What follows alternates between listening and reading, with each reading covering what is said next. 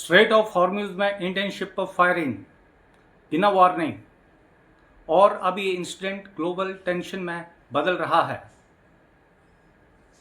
जय हिंद दोस्तों, the are talk में आपका वेलकम है। कल स्ट्रेट ऑफ हॉर्मुज़ में हुआ फायरिंग इंसिडेंट अब एक वाइडर जियोपॉलिटिकल कंसर्न बनता दिख रहा है।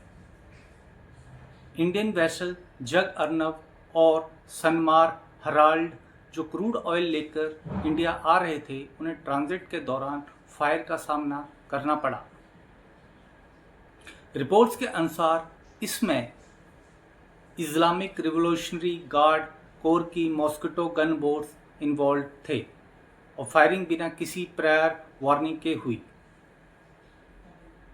इंसिडेंट में शिप के ब्रिज का ग्लास शैटर्ड हुआ, लेकिन कोई कैजुअल्टी रिपोर्ट नहीं हुई और वेसल को वापस मुड़ना पड़ा। सोर्सेस के मुताबिक इस इंसिडेंट को इंडियन अथॉरिटीज़ ने अटमोस्ट सीरियसनेस के साथ लिया और इसे कमर्शियल शिपिंग की सेफ्टी के लिए एक सीरियस कंसर्न माना जा रहा है। न्यू दिल्ली ने स्ट्रॉन्ग प्रोटेस्ट दर्ज किया है, ईरानियन एनवॉय को समन किया गया है और क्लियर किया गया है कि स्ट्रेट में फ्री नेविगेशन नॉन निगोशिएबल है। स्ट्रेट ऑफ हॉर्मुज़ दुनिया की सबसे क्रिटिकल ऑयल चोक पॉइंट में से एक है और इसका सीधा असर ग्लोबल ऑयल सप्लाई पर पड़ता है। यह इंसिडेंट ऐसे समय पर हुआ है जब यूएस और ईरान के बीच टेंशन बढ़े हुए हैं। डोनाल्ड ट्रंप ने भी इसे सीज फायर एग्रीमेंट का वायलेशन बताया है और वार्निंग दी है कि अगर टॉक्स फेल होती हैं तो यूएस ईरान के इंफ्रास्ट्रक्चर को टारगेट कर सकता है। डिप्लोमेटिक सर्कल्स में इसे नेगोशिएशन से पहले प्रेशर बिल्डिंग टैक्टिक के रूप में देखा जा रहा है।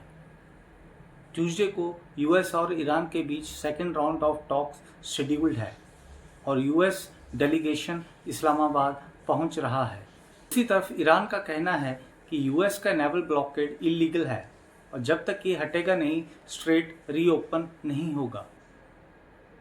इस बीच ईरानियन नेवल वेसल IRIS लबान पिछले 50 से अधिक दिनों से कोची पोर्ट में रिफ्यूज लेके खड़ा है।